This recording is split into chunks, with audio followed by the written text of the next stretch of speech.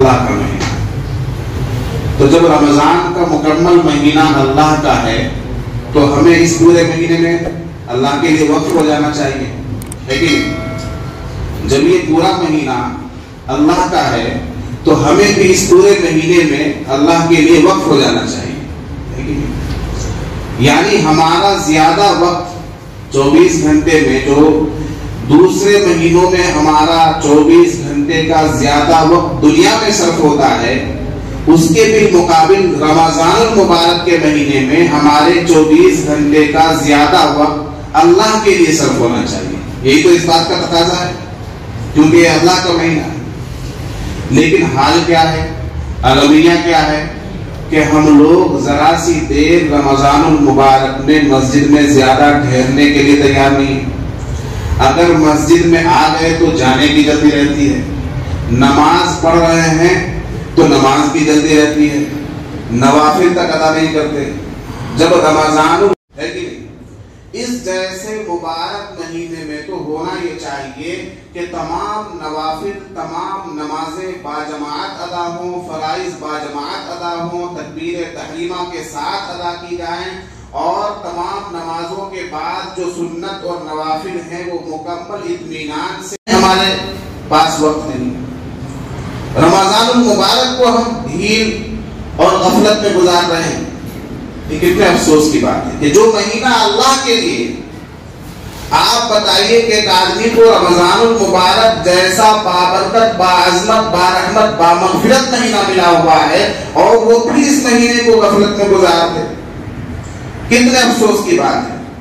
حضرت جبریل علیہ السلام کی بددعا اور حضور صلی اللہ علیہ وسلم کی آمین کہ جس نے رمضان کا مبارک مہینہ پایا اور عبادت کر کے اپنے آپ کو مغفرت کا، جنت کا مستحق نہ بنا لیا، وہ محروم ہے، اس پر اللہ کی لعنت ہو. اور نبی پاک صلی اللہ علیہ وسلم آمین کہنے والے.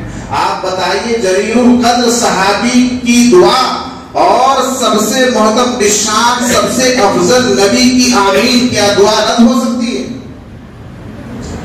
جو شخص رمضان کے مبارک مہینے کو غفلت میں گزار دے، عبادتوں سے دور رہ کر گزار دے، مساجد سے دور رہ کر گزار دے، فرائض سے دور رہ کر گزار دے، روزوں سے دور رہ کر گزار دے، تراویح سے دور رہ کر گزار دے، وہ اس خیال میں نہ رہے کہ میری بخشش ہو جائے گی اور مغفرت ہو جائے گی اور چند روپے خرچ کر دینے سے یا کسی کو افطار پارٹی کرا دینے سے بات بن جائے گی اور کام بن جائے گا. ایسا نہیں ہے میرے دوستو. عبادت اصل ہے. جو فرض ہے وہ پہلے. افطار کرانے کا ثواب بھی تب ہے جب آپ مغرب کی نماز پڑھتے ہو. رمضان المبارک میں امداد کا ثواب بھی، دوسروں کی ہیلپ کرنے کا ثواب بھی تب ہے جب آپ روزہ رکھتے ہو. آدمی خود روزے سے نہ ہو اور دوسرے کو پانی پلائے، عقل میں آنے والی بات ہے؟ تو یہ قدردانی کا مہینہ ہے. اللہ تبارک و تعالی ہمیں اس مہینے کے ایک ایک لمحے کی قدردانی نصیب فرمائے. جو گزر گیا، جتنی عبادتیں کی، اللہ تعالیٰ وہ عبادتیں قبول فرمائے. جو باقی رہ گیا ہے، اللہ تعالیٰ اس کو ایک ایک لمحے کو عبادت کے اندر، تلاوت کے اندر، تسبیح کے اندر، مناجات کے اندر اللہ کو منانے میں گزارنے کی توفیق عطا فرمائے. یہ اللہ کی محبت حاصل کرنے کا مہینہ ہے، رسول کی محبت حاصل کرنے کا مہینہ ہے. اللہ کی خوشنودی ملے گی، اللہ کی رضا ملے گی، تب جنت ملے گی. اللہ راضی نہ ہو اور جنت مل جائے، ایسا ہو سکتا ہے؟ رسول پاک صلی اللہ علیہ وسلم نے فرمایا کہ آدمی اس وقت تک مومن نہیں ہو سکتا جب وہ اپنے والدین سے، اپنی اولاد سے، اپنے رشتہ داروں سے اور ساری دنیا کے لوگوں سے سب سے بڑھ کر مجھ سے محبت کرنے والا نہ ہو. کیا ہمیں اپنے رسول سے، اپنے آقا سے، اپنے نبی سے سب سے زیادہ محبت ہے؟ عملی محبت. زبانی محبت کے دعوے تو ہم بہت کرتے ہیں، نعرے لگاتے ہیں، لڑنے مرنے کو تیار ہو جاتے ہیں. یہ زبانی محبت ہے. اس محبت کو کیا ہم نے عملی جامہ پہنایا کہ رسول پاک صلی اللہ علیہ وسلم کی سنتوں پر ہمارا عمل ہے؟ جیسا کہ صحابہ کرام کا تھا کہ نماز کھلے میں اگر پڑھنی ہے تو پڑھنی ہے، چاہے کفار کا پورا لشکر آ جائے۔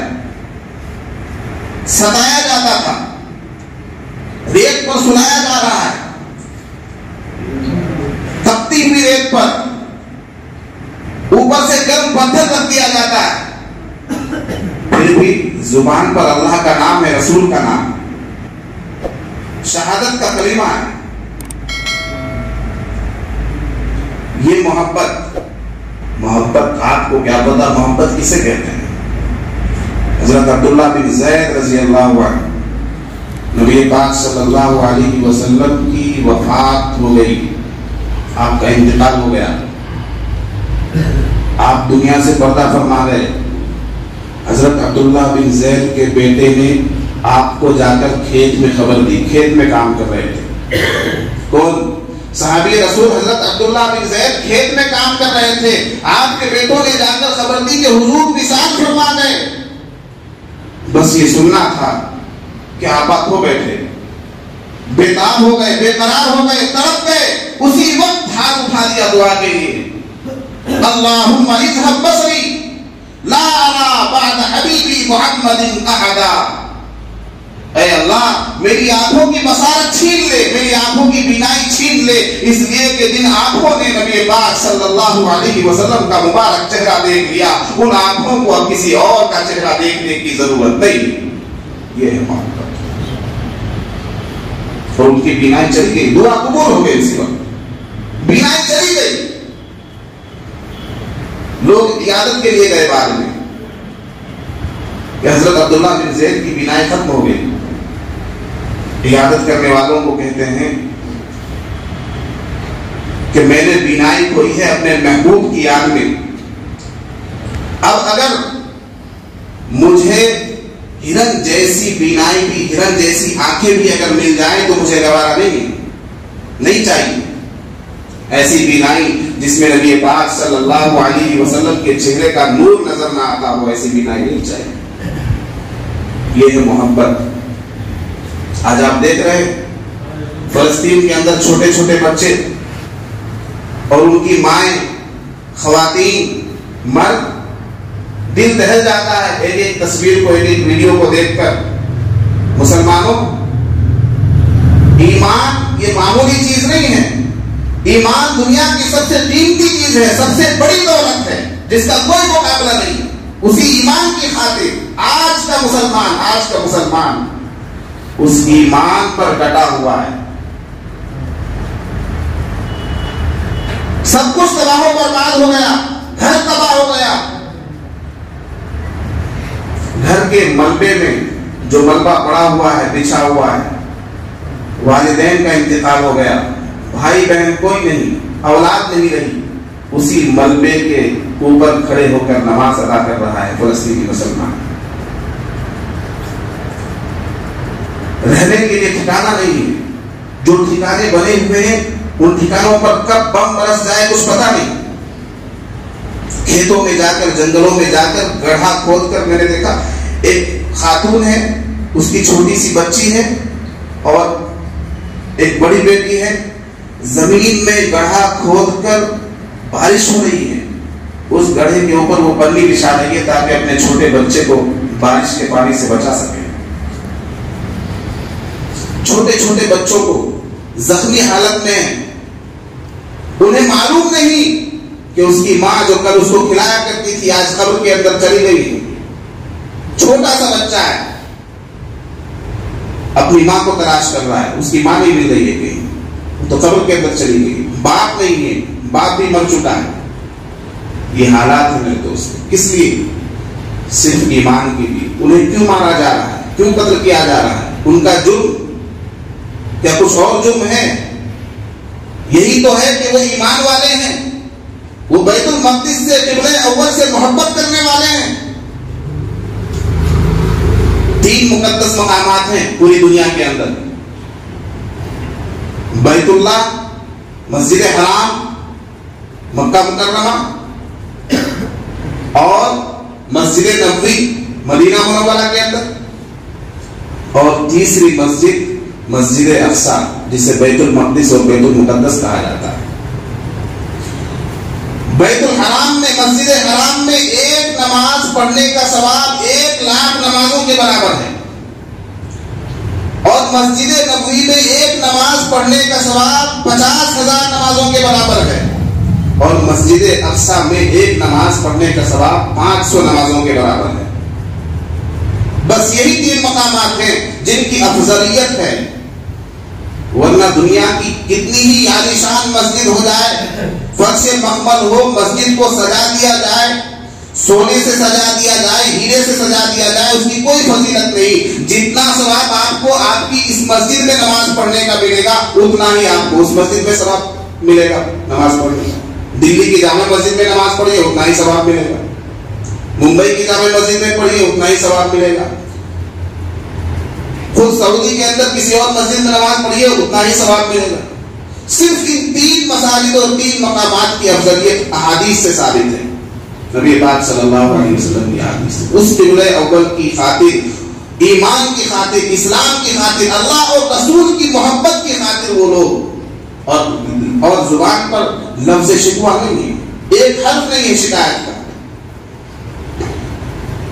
صبح گھر برباد ہو گیا، بم برس گیا، سب ہلاک ہو گئے، اور شام کو شکرانے کی نماز ادا کی جا رہی ہے، اللہ کا شکر ادا کیا جا رہا ہے، زبان پر حرف شکایت نہیں ہے۔ ہمارے پاس تو ذرا سی مصیبت آن پڑے تو نہ جانے کیا کیا بکنے لگتے ہیں، مسجد کا رخ بدل دیتے ہیں۔ یہ ہمارے حالات ہیں۔ آپ کو معلوم ہے کتنے عمدہ قسم کی افطاری ہمیں مل رہی ہے، افطار میں کیا کیا کھا رہے ہیں۔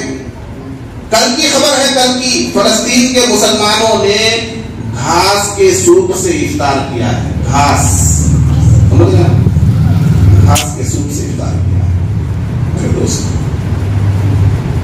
پانی کے علاوہ کچھ میسر نہیں، ساری دنیا مدد کا سامان لے کر رفح بارڈر وہاں پر کھڑی ہوئی ہے، اندر جانے کی اجازت نہیں۔ یہ حالات ہیں مسلمانوں پر۔